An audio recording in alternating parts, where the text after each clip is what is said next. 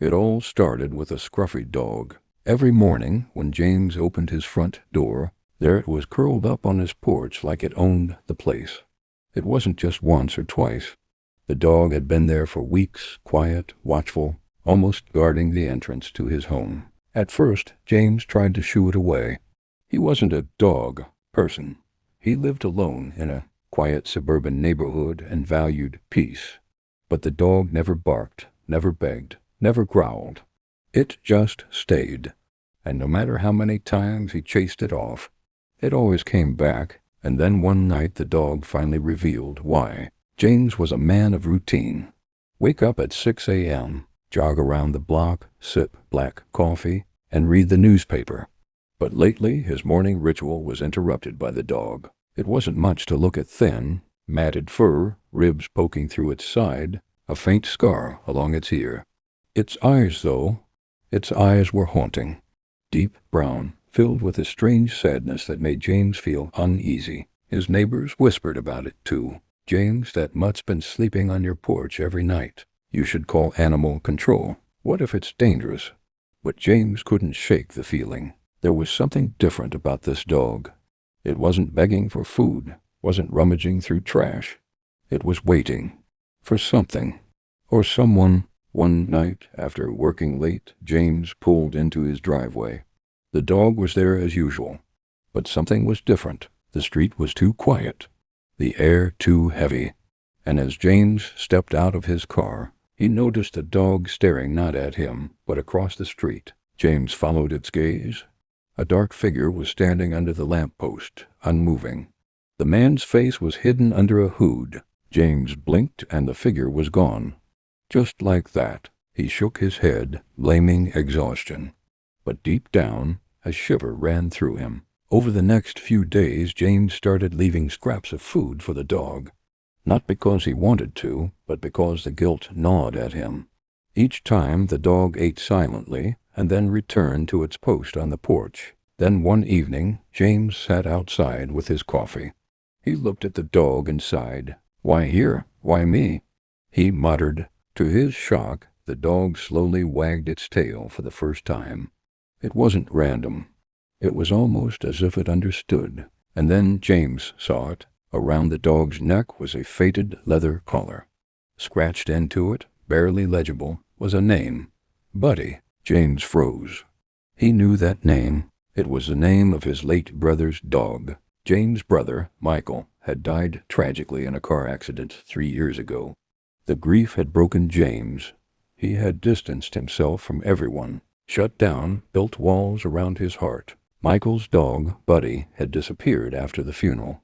No one knew what happened to it, and now here it was, but it didn't make sense. The dog looked older, rougher, but it couldn't be Buddy, could it? That night, James couldn't sleep. He tossed and turned, haunted by the possibility. Finally, at 2 a.m., he stepped outside. Buddy was there, wide awake, staring at him. Not with sadness this time, but urgency. And then Buddy stood, walked a few paces, and turned back as if to say, "Follow me." James hesitated, heart pounding. But something inside told him to trust the dog. Buddy led him down the street, past dark houses, into a small wooded area near the edge of the neighborhood. The deeper they went, the stronger James' unease grew. Then, suddenly, Buddy stopped. His ears perked up.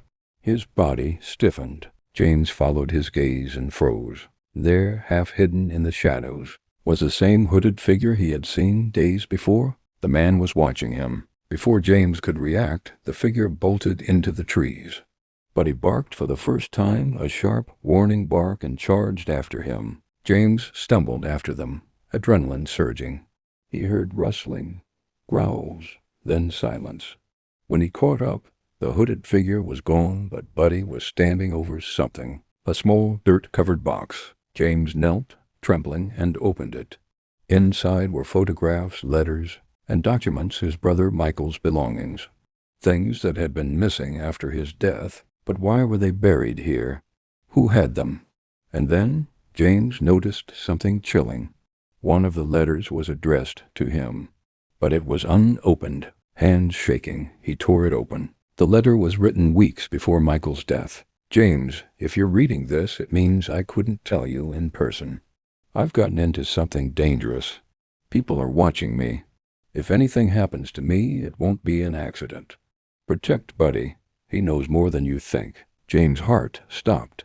His brother's death wasn't an accident? Suddenly everything made sense. The dog hadn't just been waiting. It had been protecting him, guarding him, leading him to the truth. But the danger wasn't over. Over the next few nights, strange things happened. James' car tires were slashed. He heard footsteps outside his window at night. Once he even found his front door slightly open. Though he swore he had locked it, Buddy stayed alert, growling at shadows, sleeping lightly, always on guard. James realized he wasn't just dealing with paranoia. Someone wanted him silenced, just like Michael. And the hooded figure? He was still out there. One stormy night, James was awakened by furious barking.